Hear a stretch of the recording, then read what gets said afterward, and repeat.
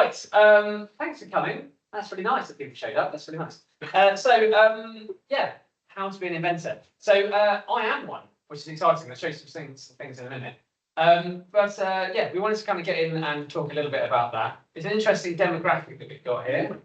So we're going to go through a couple of things about being an inventor. So firstly, we should do some introductions. That's useful.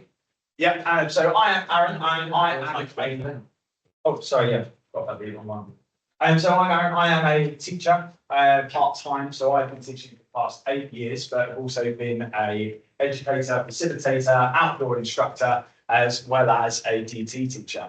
And so what I bring to our company is that educational side where we see them progress through all the way from children up through to university and then eventually into industry, and what that whole kind of process looks like. And then that's where Ben takes over as the engineer. Yeah, because I did the system. I went through our terrible education system and I accidentally became an inventor, which is quite exciting. It was my dream as a 12-year-old to one day work at Dyson, which I worked at for 12 and a half years. So I was in new product innovation there. The super secret bit where you've got kind of like biometrically scanned to get in. And then it's like the Willy Wonka's chocolate factory of engineering. It's as stupid as you can possibly imagine. But it's very exciting and very interesting. But the combination between us is that I have done the thing, and I'll show you in a minute, I am an inventor, officially. It says on bits of paper. And Aaron's job is ultimately, well, many different things, but is to try and get people through that system to hopefully become that. And at the minute, what we believe is that our system is not really fit for purpose and probably quite accidentally creates inventors, if at all. That's what we think. So, I think there's some sort of like societal norms of what you might need to be an inventor. So you obviously have to just be a bloke. You have to be mad. Yeah, I am a bit mad, but I don't think you have to be a mad inventor. You have to just be like a loner in a shed somewhere.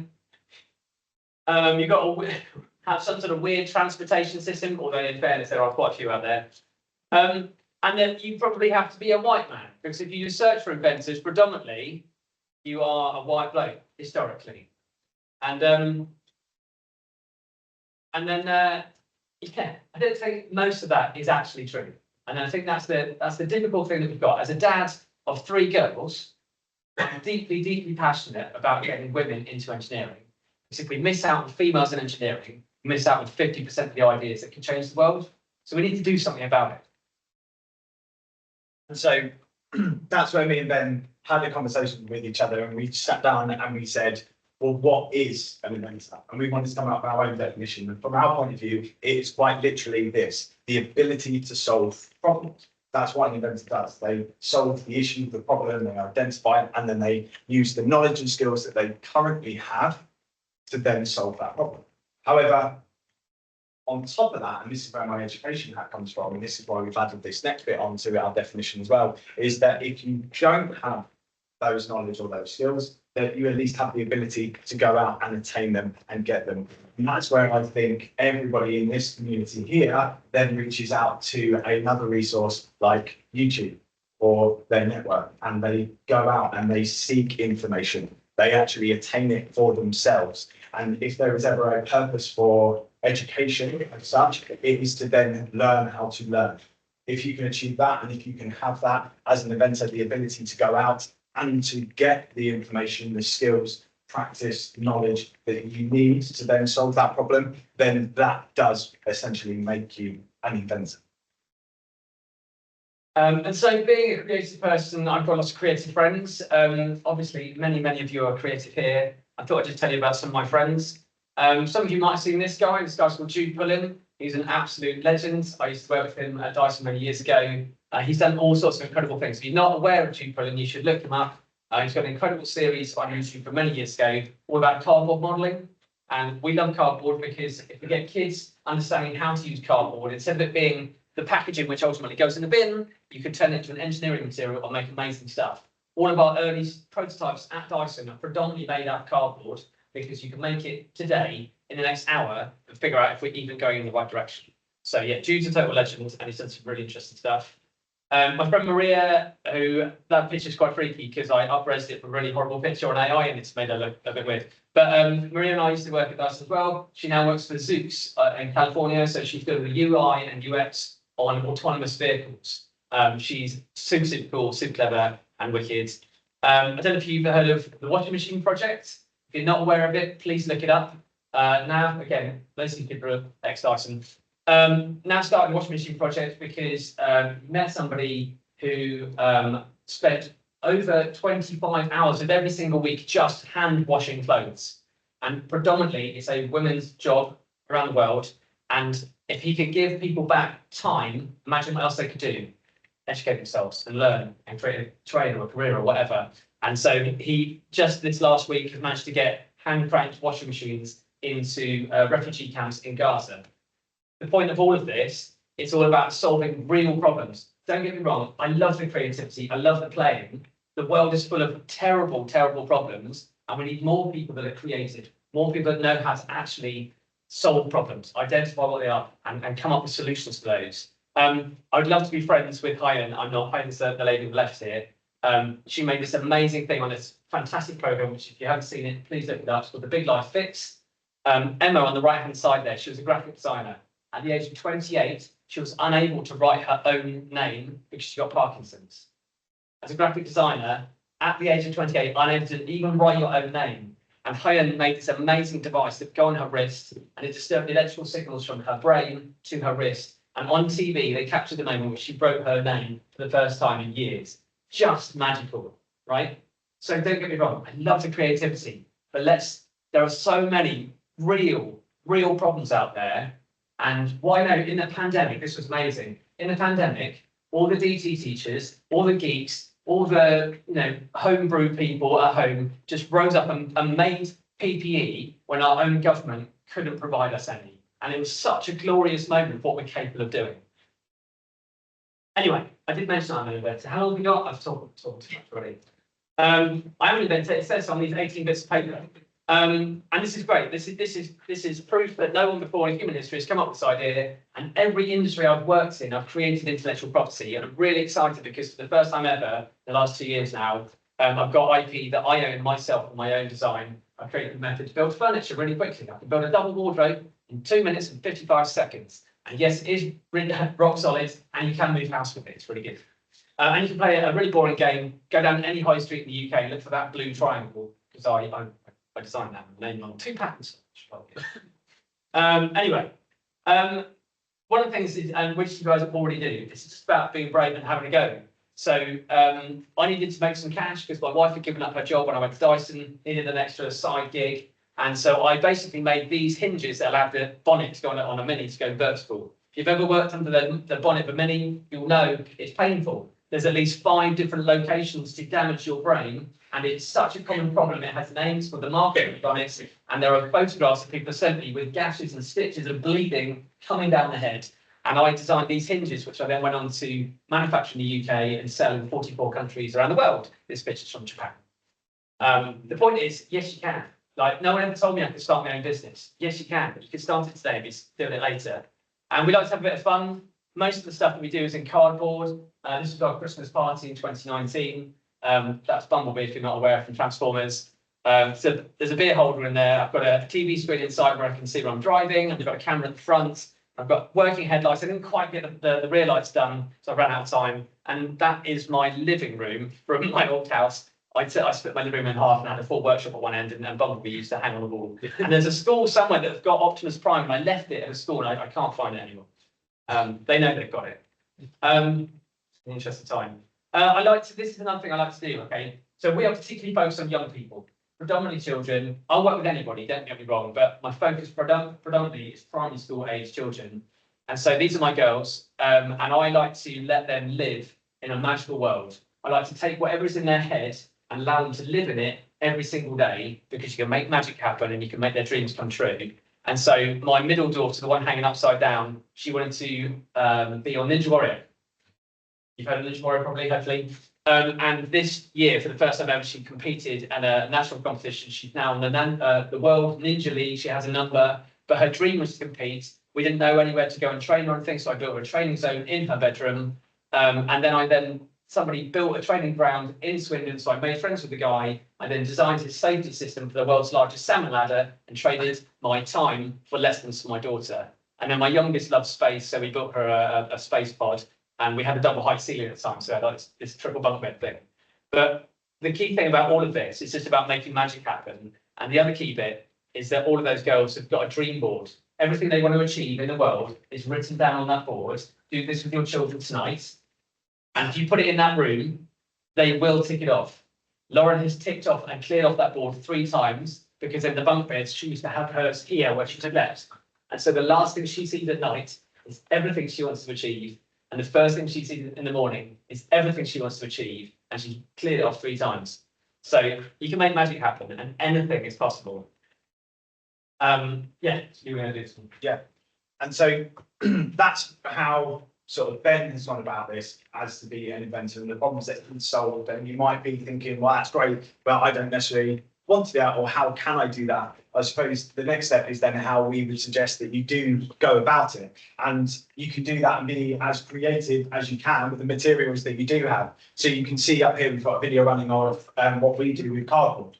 That's when we work with cardboard, not exclusively, but I'd say 90% or 80 to 90% of what we do. And that's because it's cheap, it's readily available, it's easy, and it doesn't matter if I get it wrong. I can throw it away, I can start again fairly inexpensively, instead of a failed print that's been going for potentially 6 hours and it knocks off the bed and have to then waste another 6 hours. We can get a similar idea of whether it's going to work with the materials we have. And it doesn't just have to be that. It can be Lego, it can be electronics, the Arduinos, if you have them, which I know lots of people here potentially do. And how you show that creativity and how you attack a problem is completely up to you. I myself am, and always have been at heart, a woodworker. I absolutely love working with wood. It has soul, it has a feeling to it, and you can see it move and breathe and actually sculpt it. It's beautiful. So I very much like to work with wood, but it does take longer. And so that's why we will solve the problem first in something that's a little bit less time consuming. So how do you do that? And I'm going to give you the same piece of advice my dear old granddad, Brian, we used to call him, the good old Brian, gave me when I was young, and that was to serve your apprenticeship. Now, to help you kind of understand that, Brian was a salt of the earth Londoner, always had been. And for when he told me this, I was maybe 14 at the time. I genuinely thought he meant just go and get an apprenticeship. I didn't, and I always felt I didn't follow Granddad's advice. And so I remember when I was 18, I spoke to him and I said, well, you really wanted me to do an apprenticeship? And he said, did I? And I said, yeah, you literally told me to serve your apprenticeship. And he said, explain to me, and that's not what it means. He said it means to actually go and do your time. Pick what it is you want to do your time to learn it, to understand it, to get to know it inside and out. And that's all he meant. And so ever since I was 18, I really took that to heart. And I wanted to share it with you today, because if we look back at the definition we gave you for what an inventor is, it's the ability to go out and attain the skills and the knowledge that you don't have. And I am sure that everyone today, or if you've been here yesterday or today, you have seen something that you can't do that you really wish you could. That I think everyone can take something from today they can really dig into and potentially look at to go and serve their apprenticeship in, whether that be in some of the controls, the motors, or the little things, whatever there is something you haven't done yet, potentially that you want to then dig into. So I'll say this quite quickly because I know we're out of time. This is really, really deeply powerful to me. My wife wrote this, but I think it's really super important. If we're too afraid to fail, we become too afraid to try. If we're too afraid to try, what are all the incredible solutions we're going to miss out on discovering? And if you put it another way, what have we already missed out on discovering? How many adults operate out of fear? How many adults believe that they can't draw? I go into schools all the time and ask them, as an adult, do you think you can draw? And the number of hands that say, no, I can't, so strongly, because their measure of drawing, the measure of creativity, is that art class they did. It was drawing that vase of flowers or that apple or whatever. And that isn't necessarily creative. That's a version of creativity. This is unbelievable creativity. And if we can just get beyond that failure of like, I put something out there, people will laugh at me. They'll say I'm stupid, they'll say something about me. People internalise that stuff and for the rest of their life, don't do things because they don't want to look stupid. So think about all those things you've got in your life already that wouldn't be there if it wasn't for these moments. Your microwaves, your tyres, your super glue, your x-rays, your defibrillators. So much of this stuff was complete accidents, didn't mean to happen. But that accident, combined with curiosity, turned into something that is everyday and normal. So what are we going to miss out on if we're too afraid to actually go on and do stuff? Thanks for listening to us. We had a good night last night, so this would have been a bit more slick if we hadn't really enjoyed the evening. Thanks, Tula. Anyway, yeah, at least we didn't. No, so yeah, he's Ben Aaron, I've been Ben, and I'm Innovation Ben on any socials you want to look at. And yeah, literally Aaron Patchen on socials as well. LinkedIn's usually the best way, so please do reach out if you've got any questions or anything along those lines. Yeah. Thanks. Thanks.